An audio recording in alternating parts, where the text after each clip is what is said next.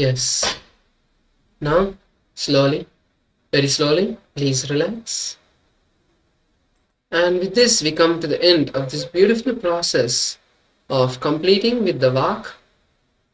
Let us now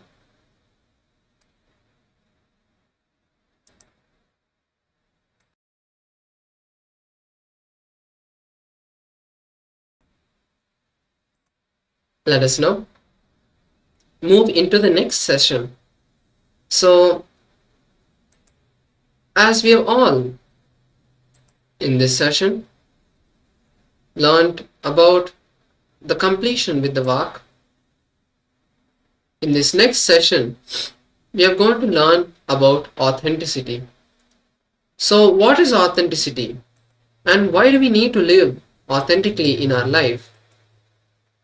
What is the benefit that we receive when we live an authentic life? That is what we are going to be understanding in this session. So let us now enter into the understanding of authenticity, means living at your peak. So what does living at your peak mean? Does it mean not sleeping and doing your work? Or does it mean pushing yourself to extremes? No, that is not living to your peak. Whatever you believe as, what you project yourself to others as, how you fulfill others' expectations about you, how you experience life for yourself, living at your peak in every dimension of your life is authenticity. So as Swamiji explains over here, it is not working 24/7, but it is projecting yourself in the way that you fulfill others' expectations and living and experiencing life for yourself. But here there are two contradictory statements: living and experiencing life for yourself and living to others' expectations. We'll be understanding how these two are not too different, but it is one cognition in this session. So, authenticity in action is union with the divine. There's a difference between honesty and authenticity. Honesty is a good quality. So socially, it is a good quality, but authenticity is a spiritual quality that you need for your life. Honesty is the first step, maybe the initial step, but authenticity means living the spiritual truths, continuously expanding your outer image and inner image. Fulfilling others' image is authenticity. Taking responsibility even for what others believe you to be for them is authenticity. Authenticity, because there is no more space for unconscious living, you will always be aware of the cause and effect.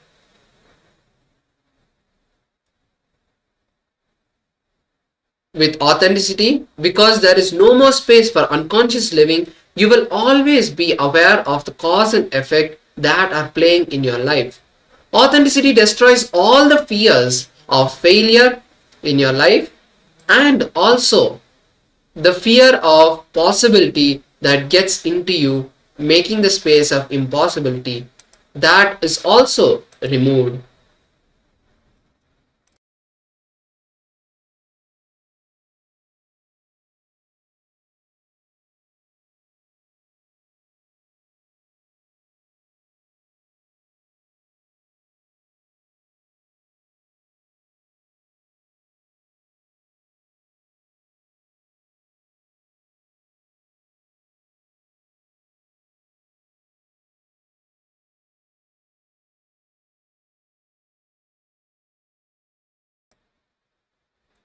Now, the next understanding is what is authenticity and the exercise for us to do to understand what authenticity is.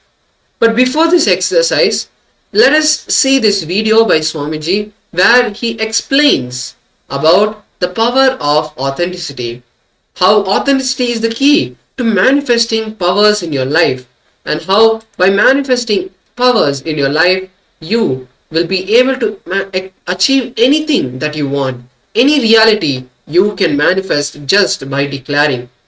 So let us take a few minutes and listen to what Swamiji has to share with all of us and the powerful cognitions that Swamiji wants to share, and then move into the process.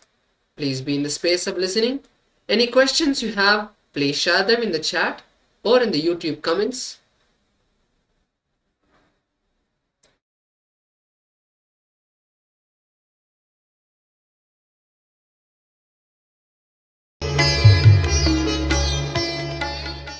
Nithyanandeshwara Sadashiva Samarambam Nithyanandeshwari Adi Shakti Madhyamam Asmadacharya Paryanta Vande Guru Parampara.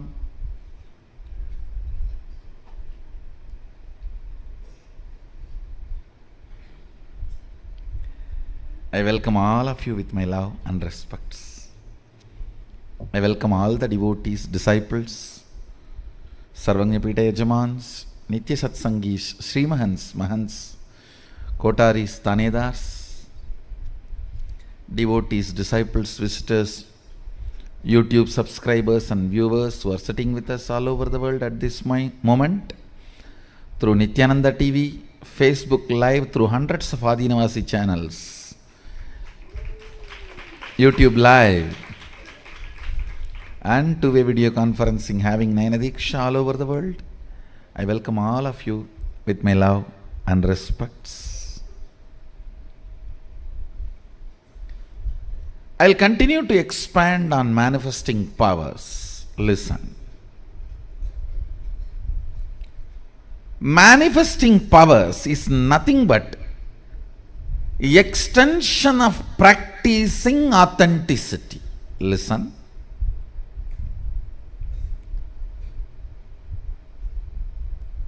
Practicing authenticity, when it gets matured, it becomes manifesting powers.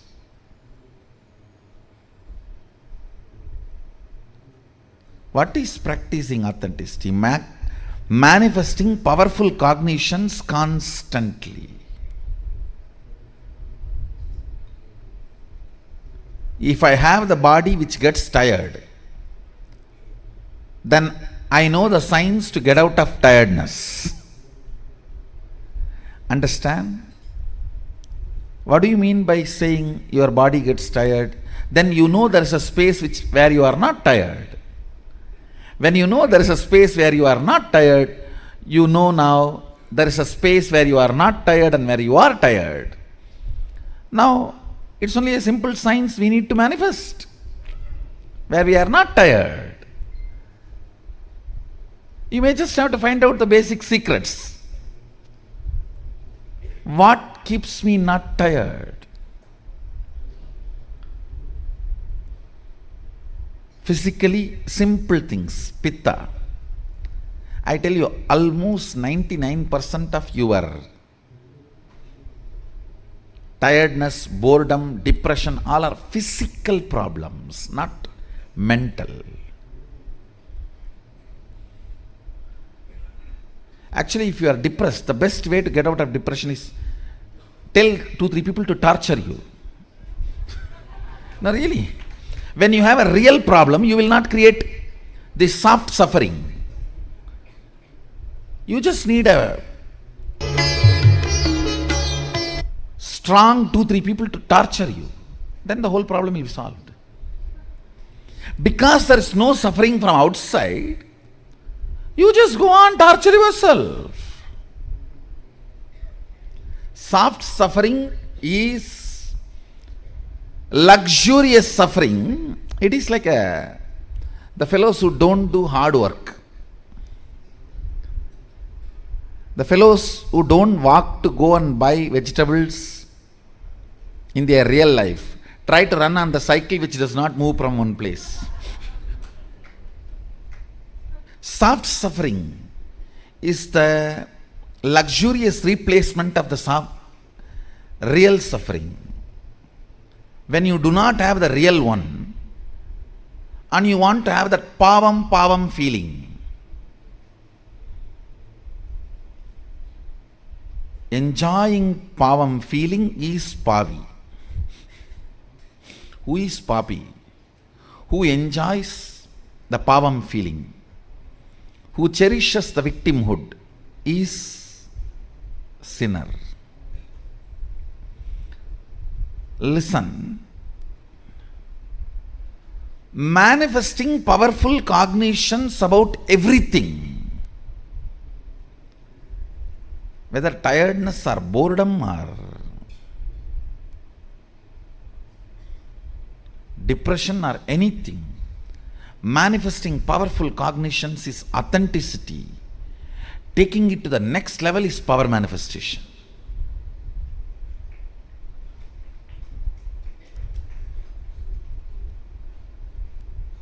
Listen intensely.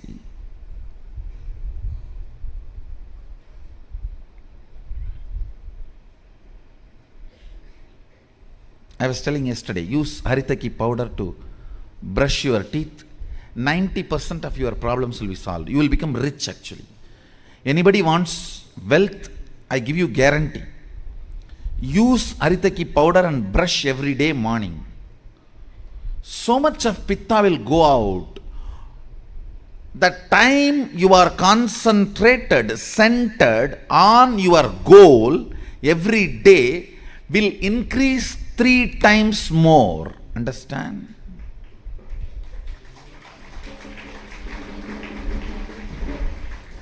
Number of times you remember your goal and align yourself to your goal, and the time you feel oneness with your goal and centered on your goal will increase 3 times more if the pitta in your body is balanced. It's a simple technique. Having Haritaki powder in your restroom and brushing every morning with Haritaki powder will make you rich. Understand? It will also make you beautiful, because when the pitta leaves the system, the skin will start shining, which can never come by fair and lovely. Understand? Listen carefully. The color attracts only the superficial eyes. The shining attracts very being.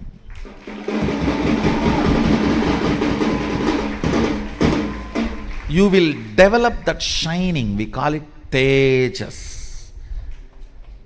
A normal eye does not recognize tejas, but third eye recognizes it.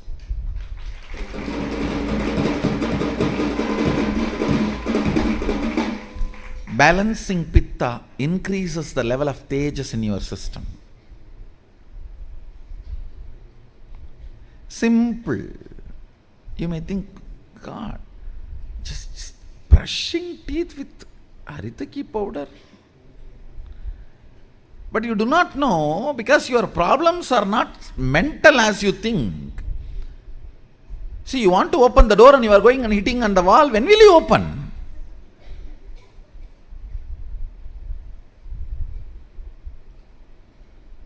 You don't even have to hit on the door, because the door is already open. Many of your problems, right diagnosis. No, all these problems are not psychological or mental. It is just simply physically not doing what I am saying. If you just correct the fundamentals, brush the teeth with Haritaki powder means, do it, you will see within 2-3 days the whole tiredness leaving your system. Tiredness is not deprival of sleep, it is deprival of psychological pittamayakam. Listen. You always keep yourself in certain kind of a delusory, unconnected, random, unattended thinking. Listen. That space of enjoying that random, unattended thinking is enjoying delusion. You all think that that is very cute and cool. Ooh.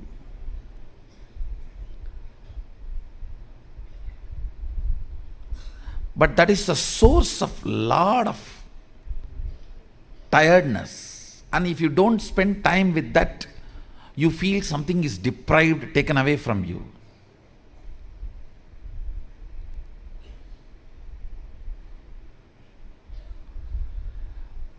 Many times you imagine tiredness when you are deprived of your stupido thinking. Means where if you are not given a time and chance for diving in your delusion,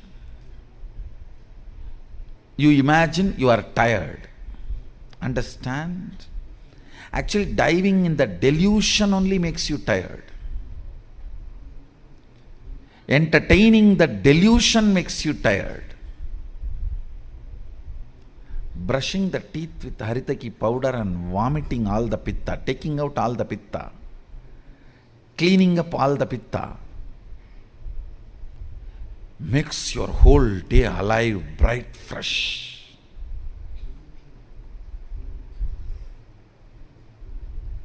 Not only the quality of the sleep increases, the quantity of the hour you roll on the bed decreases. And the idea of tiredness disappears. Idea of boredom disappears. Manifesting powerful cognitions about everything is authenticity. Taking it to the next level is power manifestation.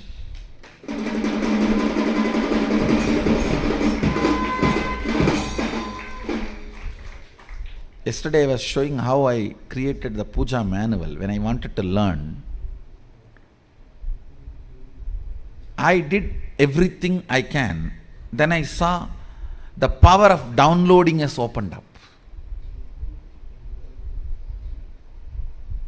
You doing everything you can opens up the power of downloading in you. Opens up the power of downloading, next level power.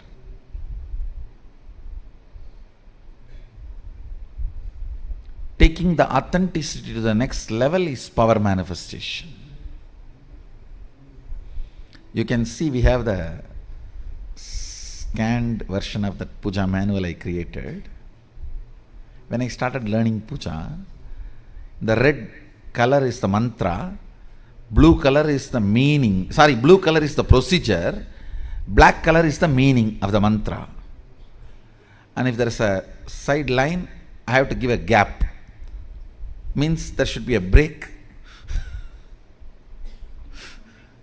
It's my own handwriting. And those mudras I cut it, xeroxed and cut it from another book. I xeroxed and cut it and pasted it.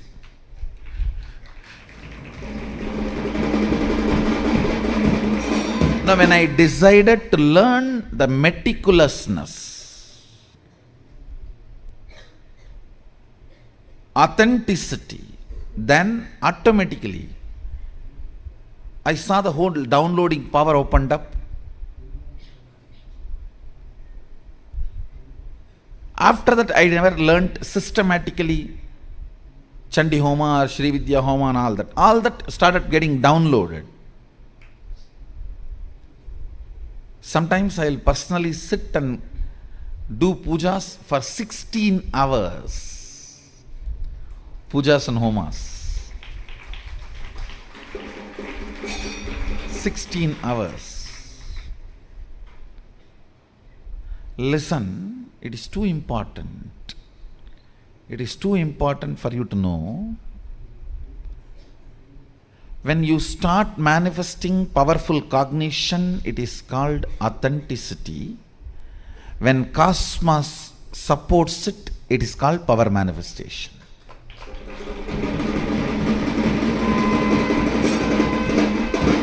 When you start manifesting powerful cognitions, it is called authenticity.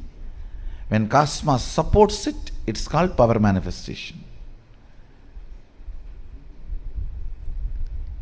Without you manifesting powerful cognition, even if cosmos supports, you will abuse it, misuse it. I have seen some of my balasans trying to do that.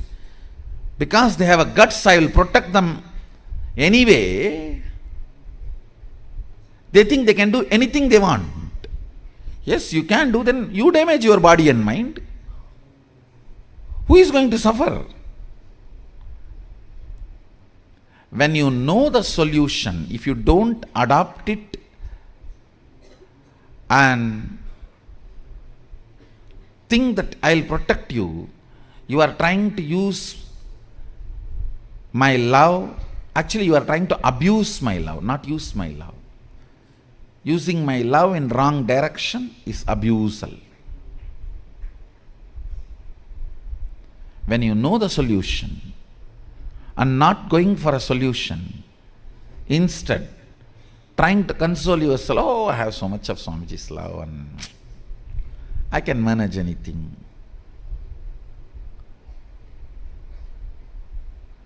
Yes, if you break 5-6 bones and come, of course, I won't let you die. I will protect you. I will heal you. But till the time of healing, who is going to suffer the fracture and fracture's pain? Who is going to suffer the fracture pain? You only. If you get into a problem which you don't know the solution by mistake, then I will not let you suffer even for an inch.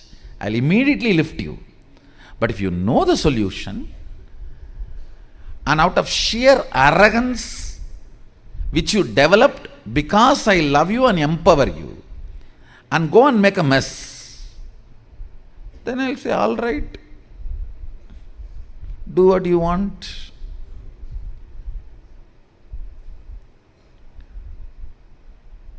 When you don't manifest powerful cognition, even if cosmos supports, you will abuse it.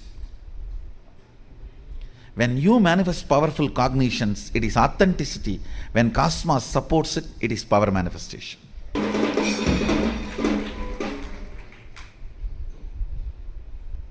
So yesterday almost it took one full day for us to go through the unclutching initiation, understanding and thinking in the language of integrity, authenticity, responsibility, enriching.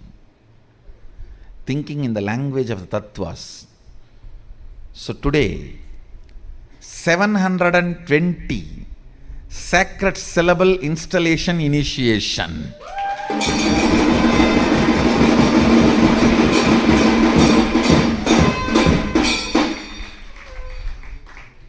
The Nigama of Vamadeva Tantra,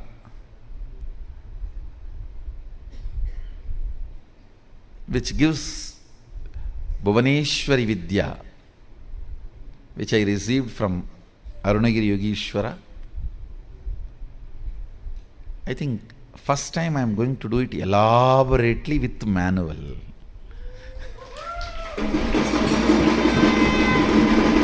So we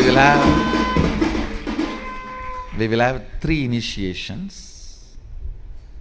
Same initiation 3 times repeating.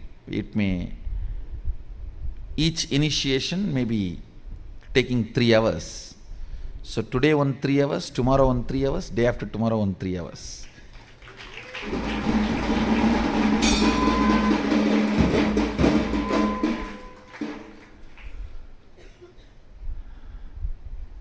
Or maybe we will have today 3 hours and 1 day break and then 3 hours.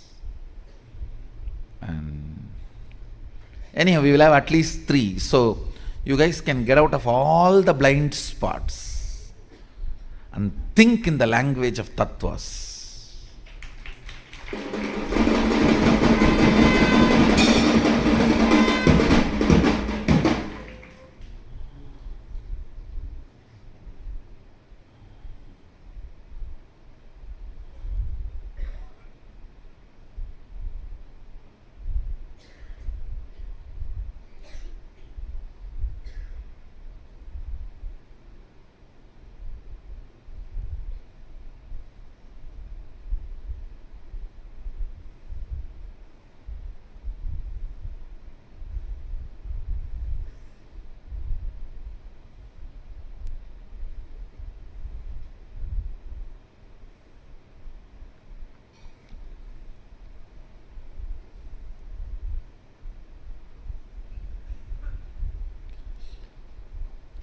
See, one more important thing you need to know. Whenever you feel you are not able to handle yourself, a self-denial or self-hatred, that pattern gushes from the navel to the throat, through that whole area. So it damages all the windpipe, foot pipe, everything. It creates subtle ulcers, understand? Not just psychological, physical. So the brushing the teeth with haritaki powder heals even that ulcers.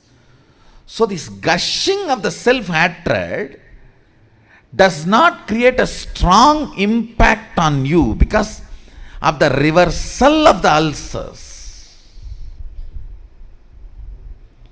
Even for that reason, brush your teeth with haritaki powder every morning. It helps in too many ways.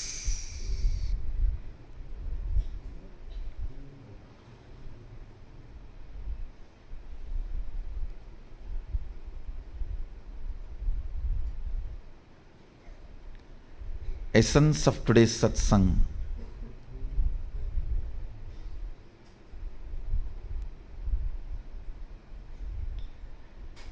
When you manifest powerful cognitions about life, it is authenticity. When cosmos supports it, it is power manifestation.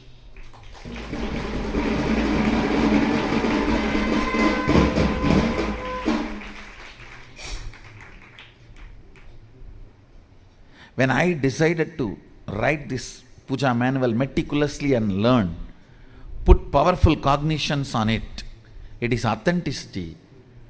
When cosmos opened the floodgates and started downloading all the puja methods, manuals and the signs, it is power manifestation.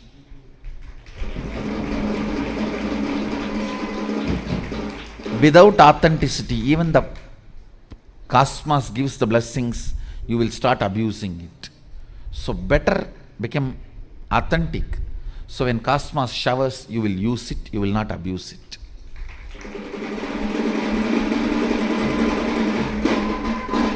Understand, when you abuse, it will become very costly. Being an incarnation, I could not get the second BD. Understand? Being an incarnation, I could not get the second BD. One BD. I did not even say no. I just delayed my yes. I lost it. Did not even say no. Delayed the yes. And never I got it again. He said very clearly, some other door will open for you, but not this door.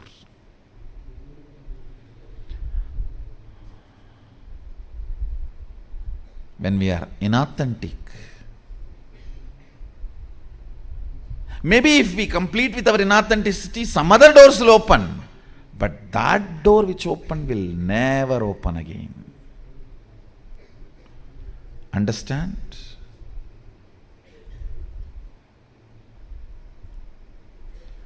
Being an incarnation, could not get the second BD. He is about to leave the body and he has declared to the whole city, I am the successor.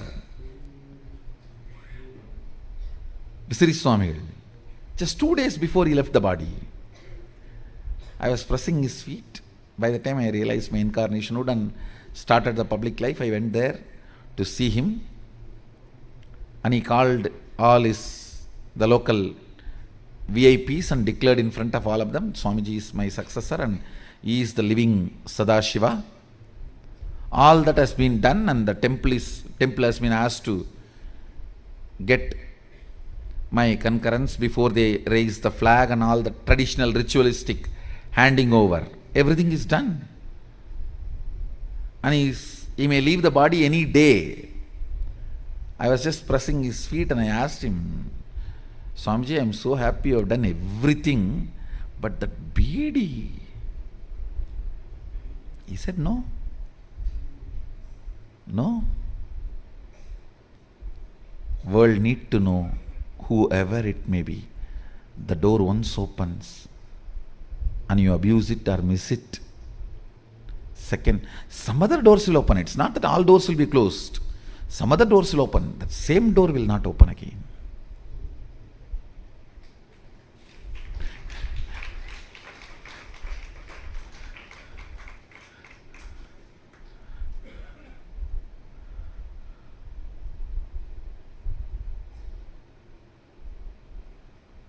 So sometime, unless you became authentic, even Cosmos giving tatastu, you may misuse it or abuse it.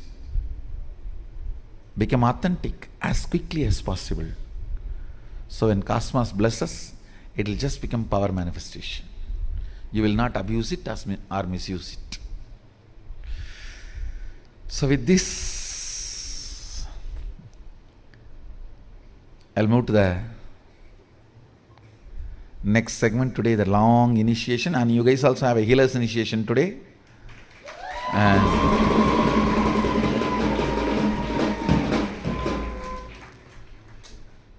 the process you are going to go through today is called Vakishwari Prana Pratishta, the sacred sounds being invoked in your deha, in your sharira. It will be stitched literally in your body, in your inner space, so you can radiate integrity powerfully without struggling. You can think and evolve in the language of tattvas.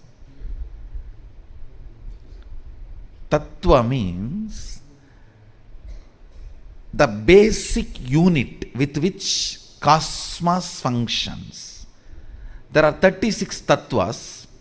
All the 36 carries a basic quality. Why they do what they do. That why they do what they do is this four tattva: integrity, authenticity, responsibility, enriching, causing. Why fire burns? Why breeze blows? These 36 tattvas, out of which cosmos is made, why they behave the way they behave, that unit principle is only these four tattvas: integrity, authenticity, responsibility, enriching. So, making your deha into tattva deha, tattva shuddhi, and doing the Vagishwari Prana Pratishta on your body is the process you will be going through today. Let's get ready for this.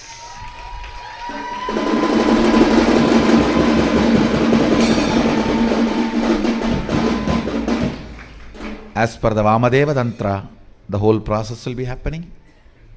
Let's get ready. I bless you all. Let's all radiate with integrity, authenticity, responsibility, enriching, causing, living Shuddhadvaita Saivam. Sadashivoham, the eternal bliss, Nithyananda. Thank you. Be blissful.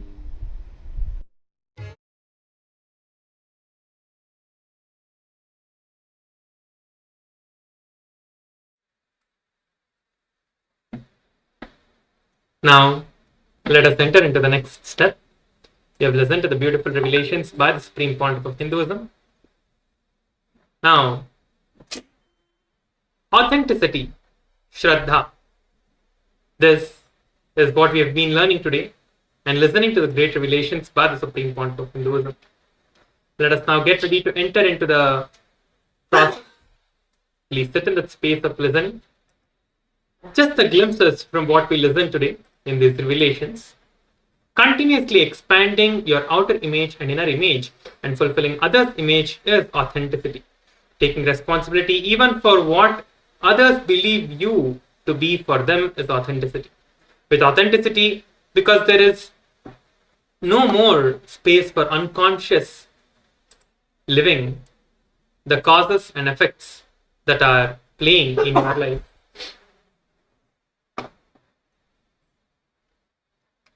Let us now enter into the next step. We're going to be doing this process now, the internalization exercise. Take the next few minutes and write down about all the moments where you displayed a lack of authenticity in the last 24 hours, today and yesterday. Just start writing them down now. Take the next few minutes and sincerely write this down. After each situation, find a way to realign yourself back to authenticity and write that as well down. With authenticity, you will suddenly see the new ideas, new solutions open up for each and everything in your life. Any obstacle that you carry in your life, any obstacle that you have in your life, when you bring authenticity to it, you will see that new possibilities open up. Whether you are struggling with wealth, health, relationships, anything that you're having an issue with, whatever are your challenges in your life, when you bring authenticity to your life, you will see that the possibilities are opening up and you are manifesting extraordinary things. So let us now begin this process. Please sit with absolute integrity and let's start writing these down. Take the next few minutes to write all of these. We're going to be projecting the instructions as well, so you can take a look at that again. Please begin now. You can start writing.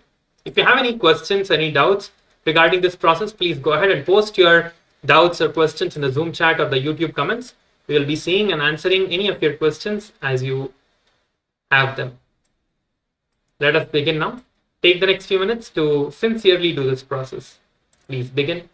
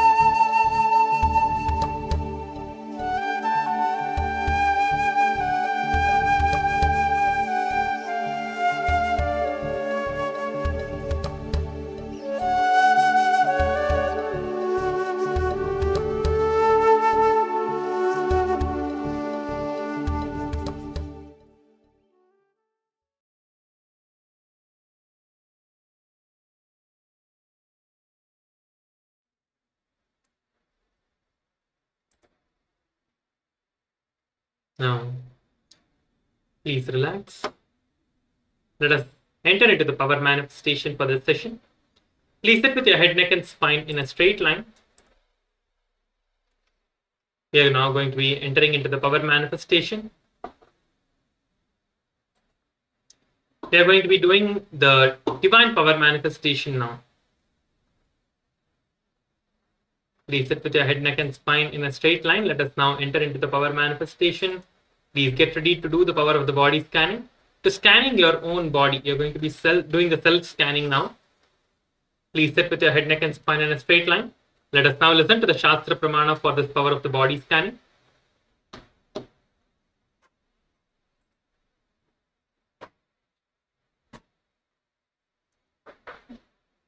देहान्तरे त्वति भागम् भीतिभूतं विचिन्तयेत् न किञ्चिदन्तरे तस्य ध्यायन् अध्याय भागं भवेत्.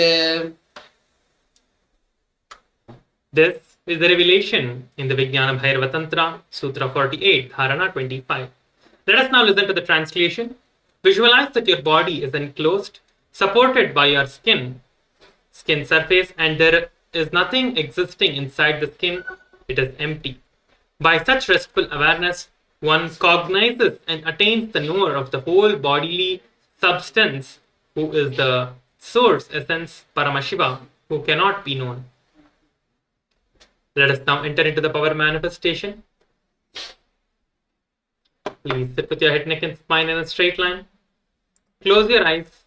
Visualize Swamiji. Visualize Paramashiva in your inner space.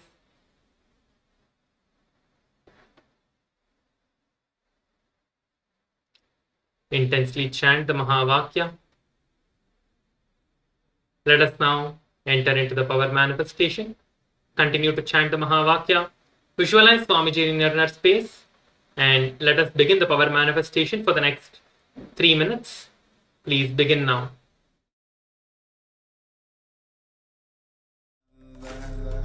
Paramashivoham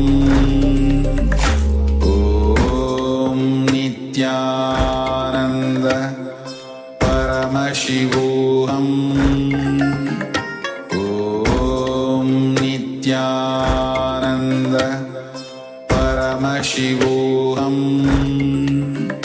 Om Nithyananda Paramashivoham Nithyananda Paramashivoham Om Nithyananda Paramashivoham Om Nithyananda Paramashivoham Om Nithyananda Paramashivoham Om Nithyananda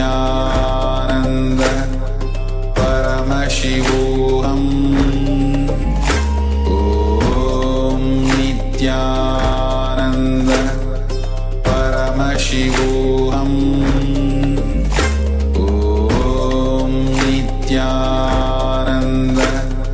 Paramashivoham Om Nithyananda Paramashivoham Om Nithyananda Paramashivoham Om Nithyananda Paramashivoham Om Nithyananda Paramashivoham Om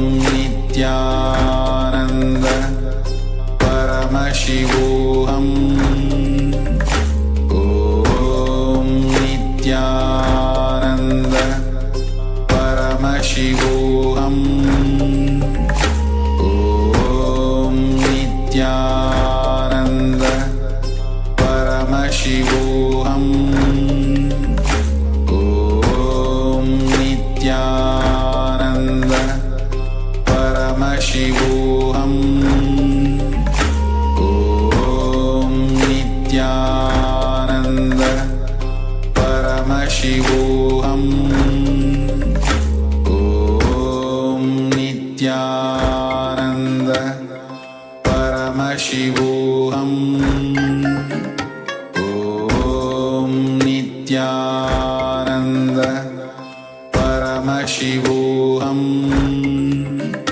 Om Nithyananda Paramashivoham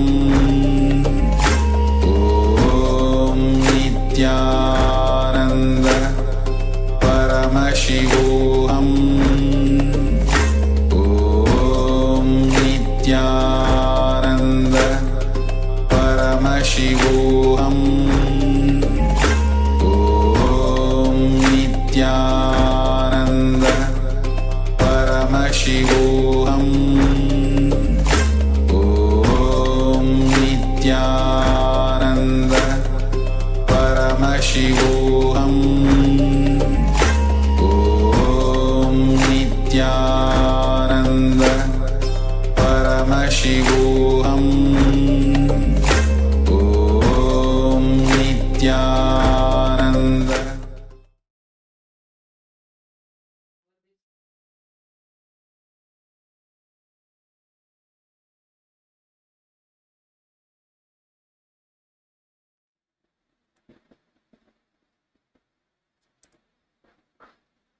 Now, please relax.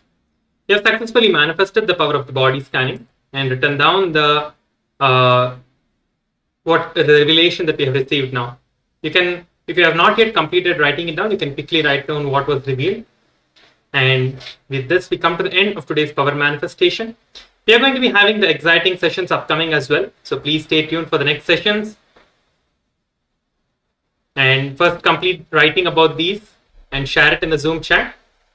Take the next 2 to 3 minutes to quickly share. And we will be joined by the next acharyas for the next session. Please stay tuned. Thank you. Nithyananda. Paramashivoham Om Nithyananda Paramashivoham Om Nithyananda Paramashivoham Om Nithyananda Paramashivoham.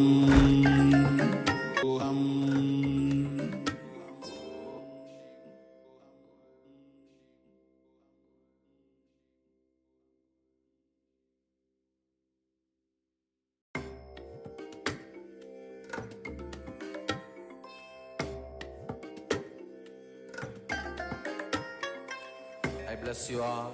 Let you all open all your 3 eyes and manifest the powers of Mahasadashiva. Om Nithyananda Paramashivoham Paramashivoham Om Nithyananda Paramashivoham Om Nithyananda Paramashivoham Om Nithyananda Paramashivoham Om Nithyananda Paramashivoham Om Nithyananda Paramashivoham Om Nithyananda Paramashivoham Om Nithyananda Paramashivoham Om Nithyananda Paramashivoham Om Nithyananda Paramashivoham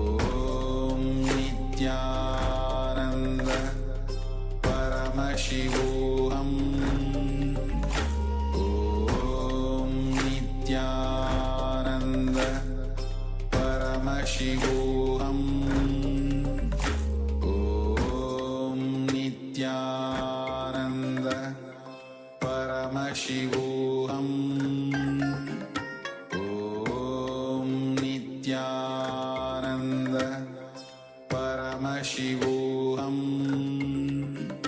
Om Nithyananda Paramashivoham Om Nithyananda Paramashivoham Om Nithyananda Paramashivoham Om Nithyananda Paramashivoham Om Nithyananda Paramashivoham Om Nithyananda Paramashivoham Om Nithyananda Paramashivoham Om Nithyananda Paramashivoham Om Nithyananda Paramashivoham Om Nithyananda Paramashivoham Om Nithyananda Paramashivoham Om Nithyananda Paramashivoham Om Nithyananda Paramashivoham Om Nithyananda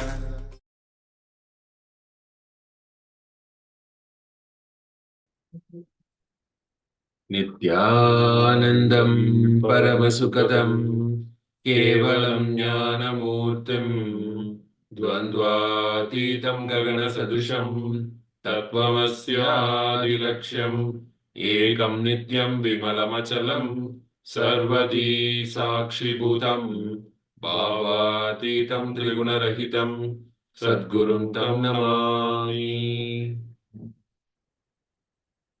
Nithyanandam, everyone. Thank you so much for joining us. Yet again, we'll enter into the next session about responsibility. In this session, we'll receive powerful cognitions from the Supreme Pontiff of Hinduism, Bhagavan Nithyananda Paramashivoham, and practically how we can apply and receive and become initiated into the power of responsibilism. The first thing for us to understand is responsibility is a cognition. Responsibility is defined as living and operating from the understanding that you are the source of everything and therefore you are responsible. Therefore, you are responsible for all the happenings around you. It is essentially living and operating from the understanding that you are the source of everything and therefore you are responsible for all the happenings around you. This cognition is responsibility. You create all this world, you maintain all this world. All this world is seen in you. You are earth, water, air, fire, and ether. You are beyond the four measures of speech.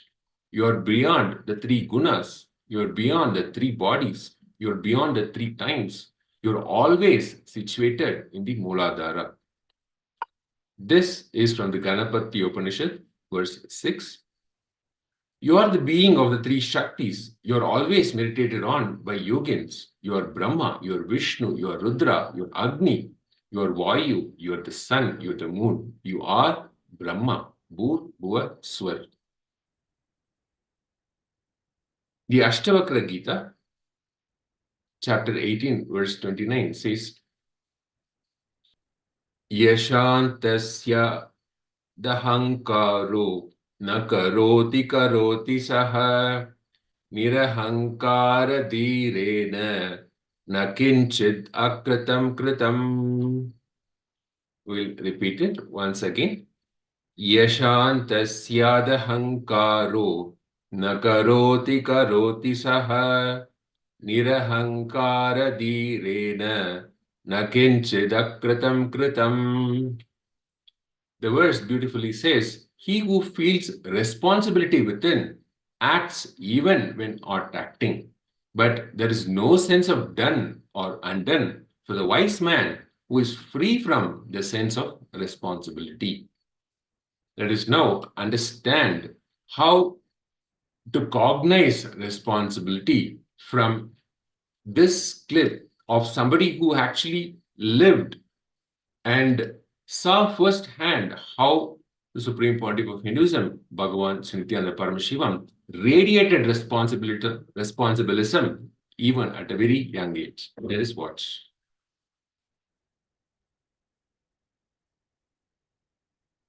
Culture.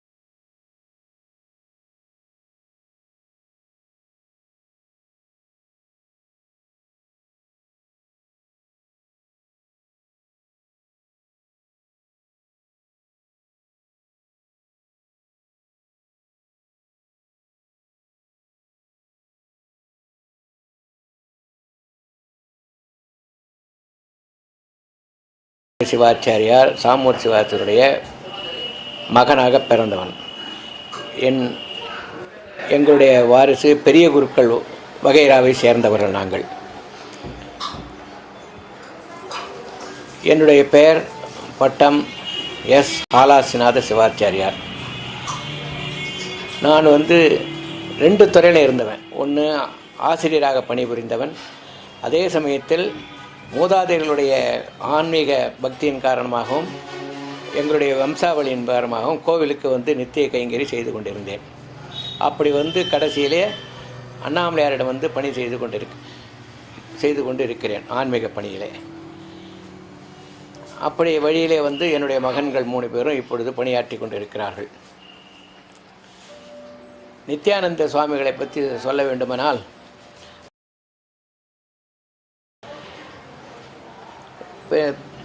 Nityananda சுவாமிகள் அவர் சின்ன வயசிலே ரொம்ப ஆன்மீக பக்தியுடையவர். கடவுள்பால் அன்பு மிகுந்து காணப்பட்டு இருந்தார். அவர் தினமும் காலையில் மாலையிலும் கோவிலுக்கு தரிசனம் செய்வது வருவார். அப்பொழுது கோவிலிலே நித்திய பூஜை நடைபெறும் போது அங்கே பணிகள் அவருக்கு உண்டான என்ன பணிகள் செய்ய முடியுமோ அதை தீபாராதனை, அலங்கார தீபாராதனை முதலெல்லாம் அழுக்காக இருந்தால் அதை தொடர்த்தி வைத்து நல்ல முறையில் செய்து வைப்பார்.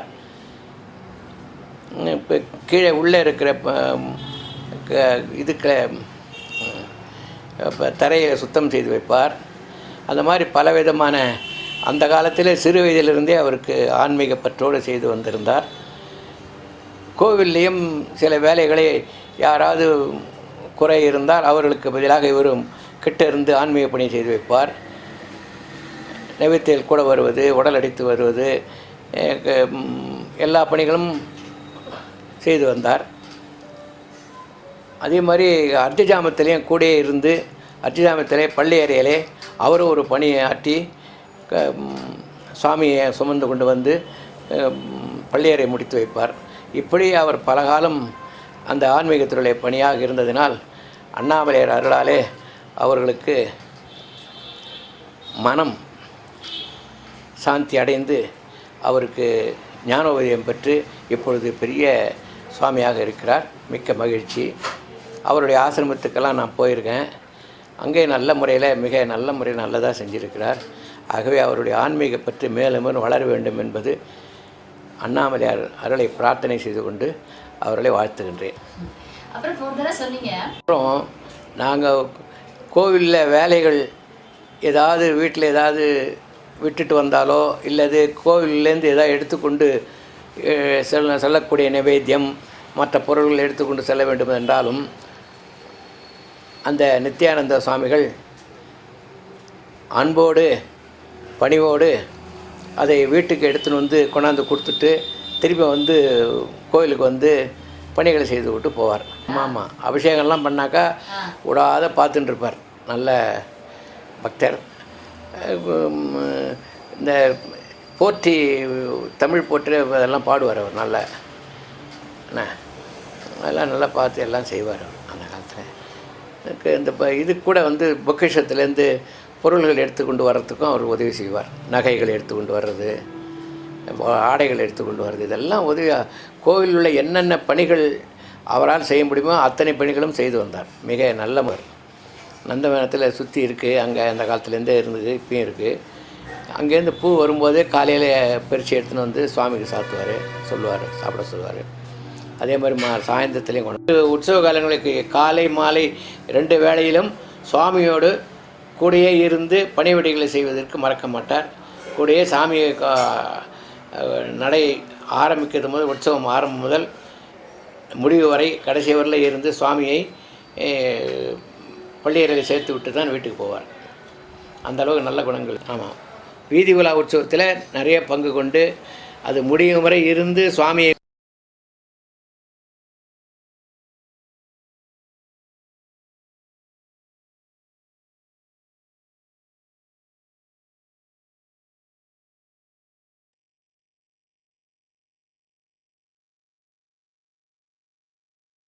We just heard from one of the priests from the Annamalaya temple who had the opportunity to watch and observe how the Supreme Pontiff of Hinduism, Bhagavan Sri Nithyananda Paramashivoham, at a very young age, took responsibility for the rituals happening at the temple.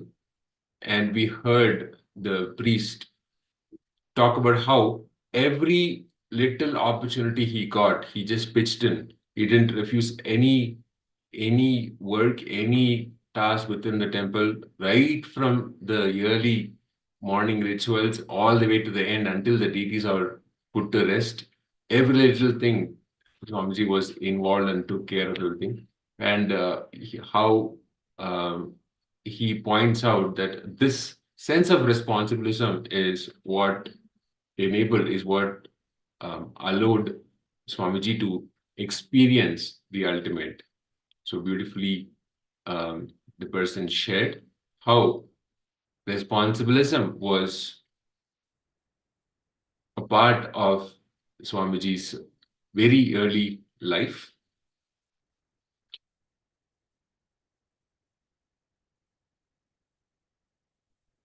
Responsibility is the power of feeling. The law of the cosmos is responsibilism. When you take responsibility, the divine energies support you. Let us now listen to the Supreme Pontiff of Hinduism, Bhagavan Nithyananda Paramashivoham, give us further understanding and deeper context and powerful cognitions about how responsibilism translates itself into the power of feeling.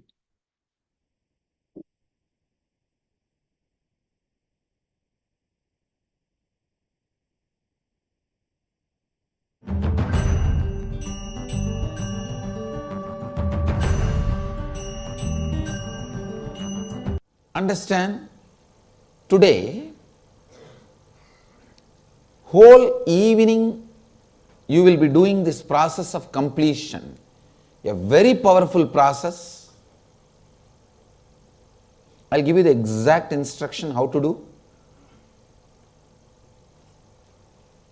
Now, before getting into the completion, we will finish one more process you need to do, completing with your feelings. Please listen. Yesterday, completing with the words, that is integrity. Completing with your thinking is authenticity. Completing with your feeling is responsibility.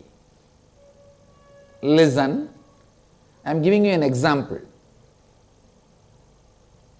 How the feeling and responsibility is connected. Listen. Sometime you are watching the TV, breaking news, bomb blast, 150 people dead. Immediately you get up and sit. And the next line, in Iran or Iraq. Okay. How many of you have experienced this? Raise your hand. Means, the moment it is in some other country, what you do?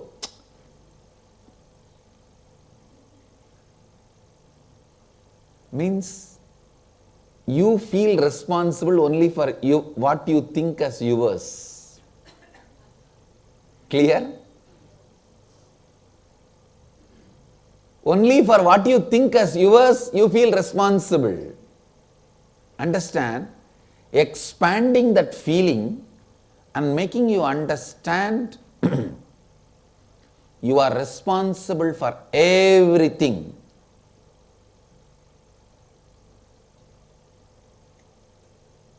Completes all your incompletions in the feeling level. Listen. One more example. Listen. An old man goes to next village for some work. He is coming back to his hometown, that home village, not hometown, home village, native village. From the distance he sees his house is on fire. That's all. He is rolling on the ground and crying. How a villagers cry, you know. Typical village crying. He is rolling on the ground and crying. His first son rushes towards him and says, Dad, don't worry. Don't you remember? Just day before yesterday we sold that house. It's not ours anymore. That's it. All his sadness, crying, tears, everything disappeared. And he wiped the eyes and now full of smile. Yes, yes, yes, yes. Now I remember we sold it away. 2 minutes. All the sadness disappeared. In 3 minutes, the next son comes and says, yes, Dad, we sold it, but we have not got the money. Because we have not got the money, it is still ours only. That's it. Again this fellow started rolling and crying. Now you can see this in your life.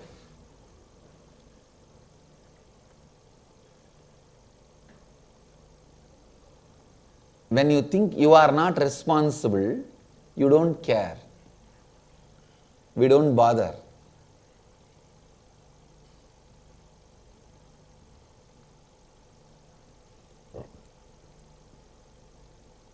Listen. We are all always afraid of responsibility because the moment we think responsibility, oh, so much work. I am already loaded. Too much is in my plate. How many of you sing all these words like a japa every day? Too much is in my plate. I am already loaded. I cannot take anything more. I cannot take up anything more. I am done. These are all like mantra every day we chant. Understand, it is because we have a wrong understanding about responsibility. You forget responsibility is more power. It is more power, not just more work. Listen. One of the important truth you need to know, whether you like it or not, whether you want it or not, there are some eternal laws, eternal truths. Whether you like it or not, want it or not, you are the source of everything. Please listen. You may, how much ever you try to forget, no, I am not the source. Truth remains as truth. There is some story. Understand? Same way, how much ever you try to forget, you may try your best to forget. No, I am not responsible. My wife is responsible for everything. My son is responsible. My father is responsible for all the suffering I have. Whether you want it or not, like it or not, believe it or not, the truth is you are the source of what you are having, good or bad.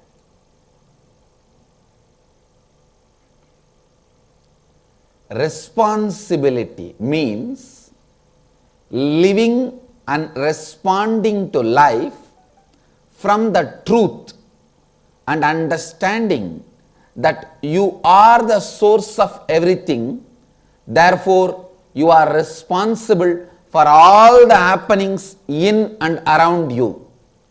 Listen, I am repeating. Whether you want or not, like it or not, believe it or not, there are some truths exist.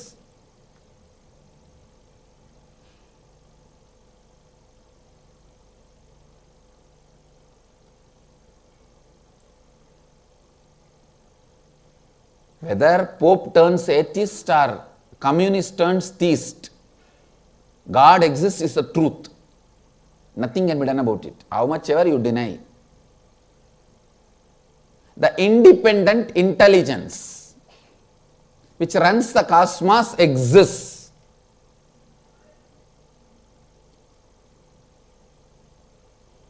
Same way, there are some eternal laws which no one can change. We can all start shouting, I went outside the hotel and looked all the side. Himalayas is not there in the Haridwar because I am not able to see. We can all shout. Is our shouting going to take away the Himalayas? It will continue to be there in the Haridwar. Haridwar means entrance to God. Himalayas is the embodiment of Hari, God. Haridwar means entrance to God. So just because we all scream, the Haridwar is not going to be taken away from Haridwar. Himalayas are not going to be taken away from Haridwar. What is this? I went to the roof of the hotel and looked around. I didn't find Ganga. It's a lie. Ganga goes around in Haridwar. We can scream. Is our screaming anyway going to stop Ganga or affect the Haridwar? Affect the Himalayas? Same way, whether we believe or not, there are some eternal laws, laws of life. Whether you want it or not, like it or not, the truth is you are the source of everything. In Vedanta, we have a beautiful word, Drishti Srishti and Srishti Drishti. You think you see what is, but the truth is you create what is. You create what you want. You don't see what is, you create what you want.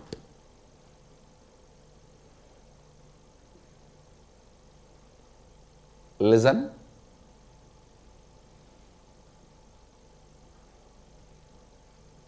Responsibility means thinking, feeling, living, responding to life from this understanding. I am the source of everything. Therefore, I am responsible for everything happening inside me and outside me, in and around me. Cognizing this truth, living with this truth, cognizing this truth and living with this truth is responsibility. Listen. Immediately we think, how can I be responsible? I am going in the road in the right direction. Somebody comes and hits me. It is his mistake. How can I be responsible? How many of you have these kind of questions? Yes. You may not be responsible, but who is going to suffer? Tell me, who is going to suffer? Listen, you may not be reason, but you are only responsible. You may not be reason, you are only responsible. Listen, people who don't take responsibility even for their actions are animals. People who take responsibility for their actions are human. People who take responsibility for the actions for which they are not reasons, even for those things they take responsibility, they are leaders. Understand? Many times you may not be reason, but if you feel responsible only, you will come out of that situation. You will come out of that problem. How many of you are getting it? If you don't feel you are responsible, are you going to come out of that problem? Are you going to come out of the mess? whether you are reason or not, who is actually suffering there? We. So be very clear.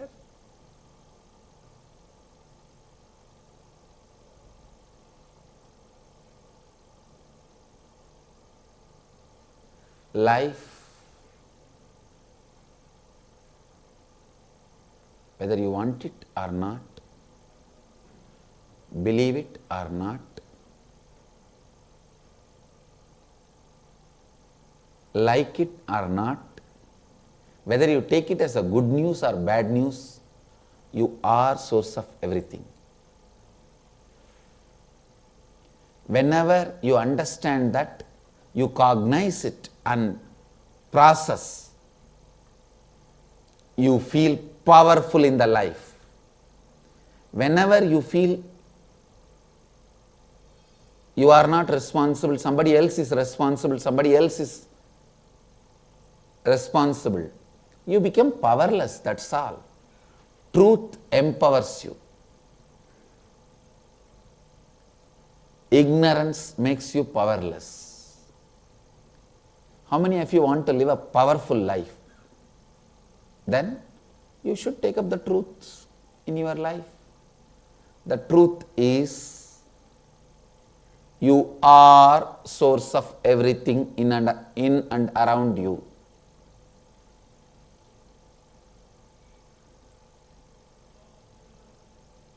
So usually responsibility means oh God, no. We think more work, more I have to think.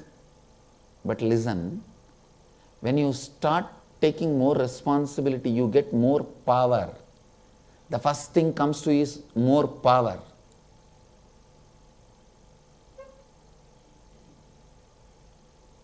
I tell you, so much of attack has been done on me. The media terrorism, that's the word I use. Media terrorists have attacked me. Actually, I am not the reason for the attack done on me. It's complete false, lies. I am not the reason for the attack I went through. But I know I should take responsibility. Only then I will come out of this whole situation. I came out. Now nothing has stopped. No one can do anything.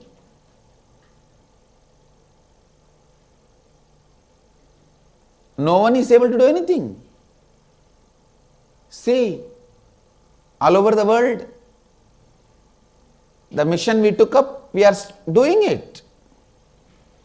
When I took up the responsibility in my hand, in my heart, I experienced power. That power naturally gave me the clarity to do what needs to be done, and I am successful. So listen, from my experience I tell you, responsibility is power, not just work.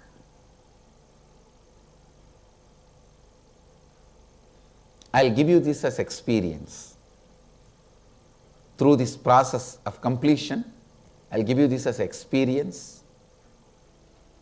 We will do a small process to internalize this responsibility, the power of feeling. Identify the various conflicts that exist in your life. Write down all the conflicts. Conflicts means it can be a health issue, or your issue with your spouse, or issue with your boss, or poverty, or issue with your son, issue in your other relationships, anything. Conflicts that exist in your life. Write down all the aspects of each conflict you feel you are responsible for, and all the aspects of each conflict you feel you are not responsible for. I am giving you the example. For example, you feel conflict with your husband or wife. Something you feel you are responsible, something you feel you are not responsible. Pen down what you think as you are responsible, for what all you think you are not responsible. Like that, each conflict. Poverty. You think, I think I spend little too much, that one I am responsible, but there are many things I am not responsible. Society is responsible. It cheats me, it doesn't give me money. My boss is responsible. He squeezes me, my blood out of me, and gives me only few $100s, which I blow it away in one shopping. Whatever you think you are responsible, pen down. You think you are not responsible, pen down. Few minutes, internalize. The second question we will do next. First, answer the first point.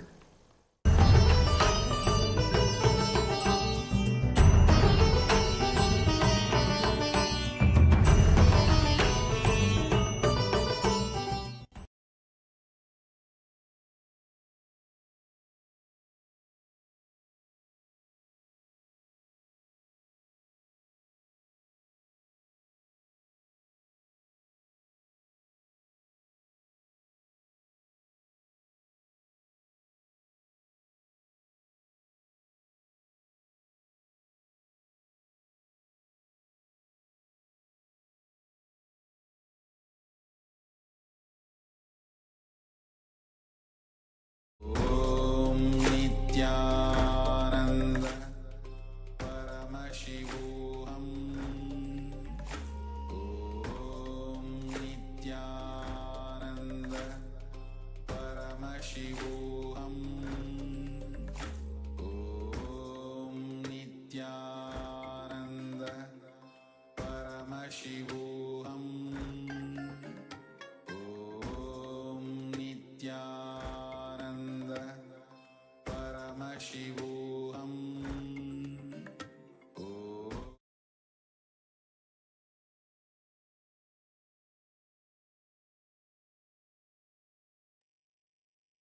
Now, let us enter into internalizing the truths, the powerful cognitions that we receive in this session. Responsibility is the power of feeling. The law of the cosmos is responsibilism. When you take responsibility, the divine energies support you. Let us enter into this exercise. List out the top 5 rubbing points of your life where you continuously experience resistance to your own expansion, where you stop yourself from expanding. Let us take a few minutes to list down all the possible ways, all those instances of your life where you continuously experience resistance to your own expansion. For example, opportunities come to expand you, maybe in terms of learning a new skill, a new language, or even taking more responsibility at work, taking a bigger role than the one that you're playing right now, or taking responsibility in a relationship. So many possibilities, but find out your rubbing points where you continuously experience resistance for your own expansion. Let us start. Let us write down all those instances.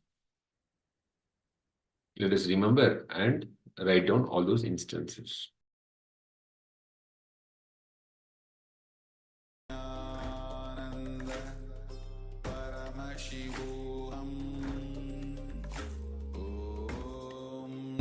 Nithyananda Paramashivoham. Om Nithyananda Paramashivoham. Om Nithyananda Paramashivoham.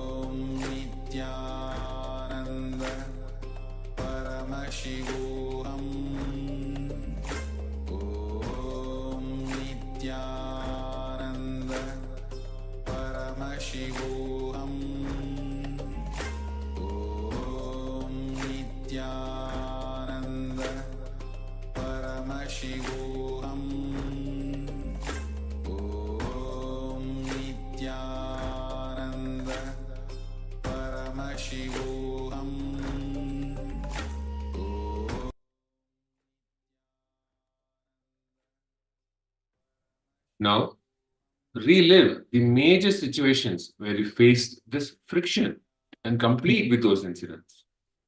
Visualize yourself being comfortable in that expanded space.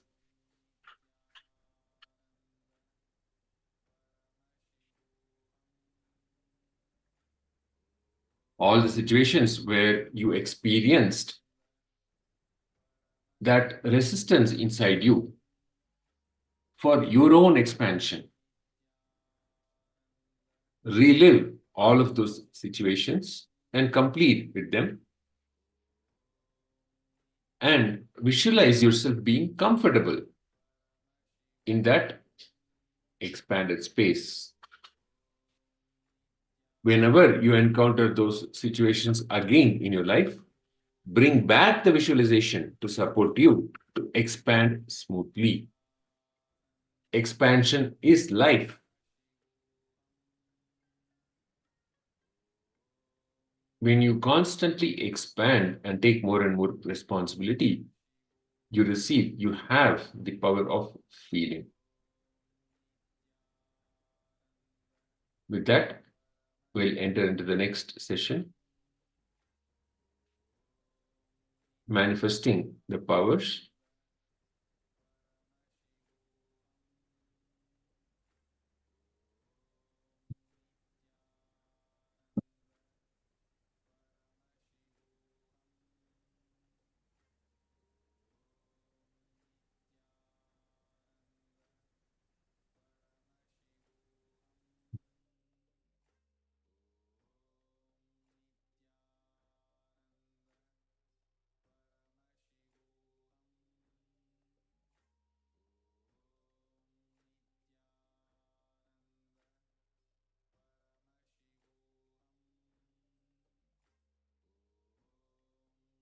Nithyananda.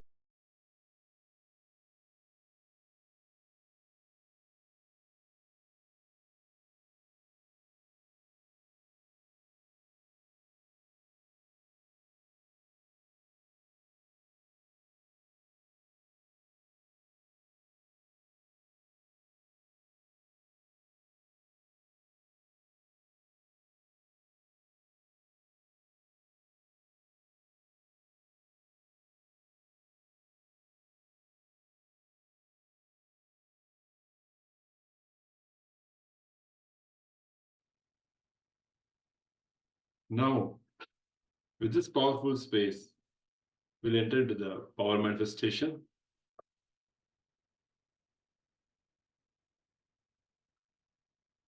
The power we are going to manifest is the body scanning. We are going to change the pulse of your partner. So now, sit straight with your head, neck, and spine straight. And choose your partner. Either you can call, or if your partner is physically available, you can get them. You're going to manifest the power of body scanning. You're going to scan the body of the other person, and you're going to manifest the power of changing your pulse.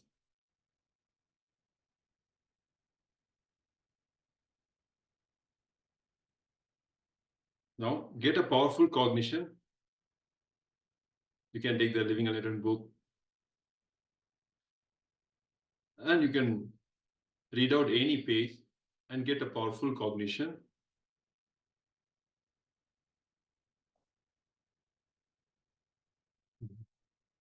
With that powerful cognition,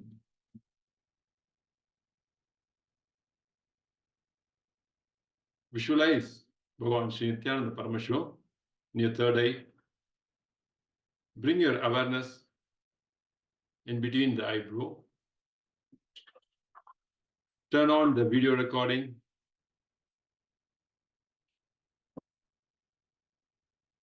And manifest the power of scanning your pulse. You can change your pulse to the power of third eye.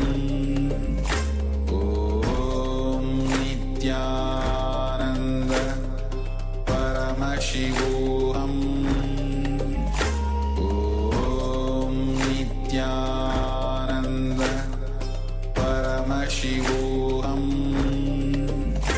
Om Nithyananda Paramashivoham Om Nithyananda Paramashivoham Om Nithyananda Paramashivoham Om Nithyananda Paramashivoham Om Nithyananda Paramashivoham Om Nithyananda Paramashivoham Om Nithyananda Paramashivoham Om Nithyananda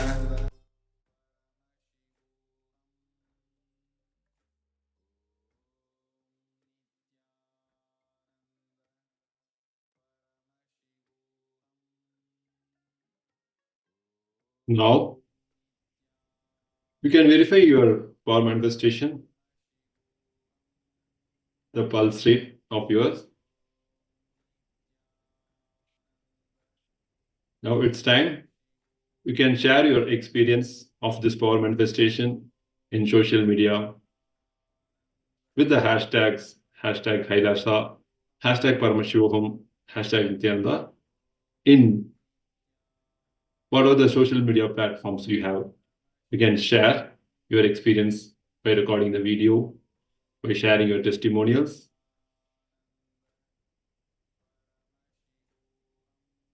With this, we come to the end of the session. Now, we end this session with Purna Mantra. Please stay tuned for the furthermore sessions.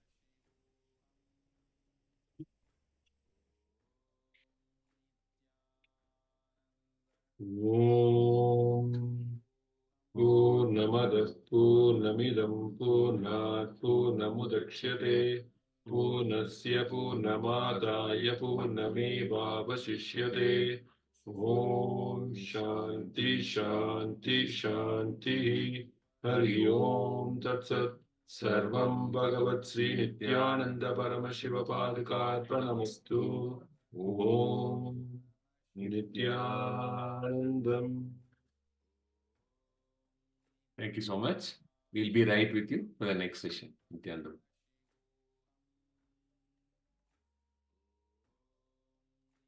Nithyananda Paramashivoham Om Nithyananda Paramashivoham Om Nithyananda Paramashivoham Om Nithyananda Paramashivoham Om Nithyananda Paramashivoham Om Nithyananda Paramashivoham Om Nithyananda Paramashivoham Om Nithyananda Paramashivoham Om Nithyananda Paramashivoham Om Nithyananda Paramashivoham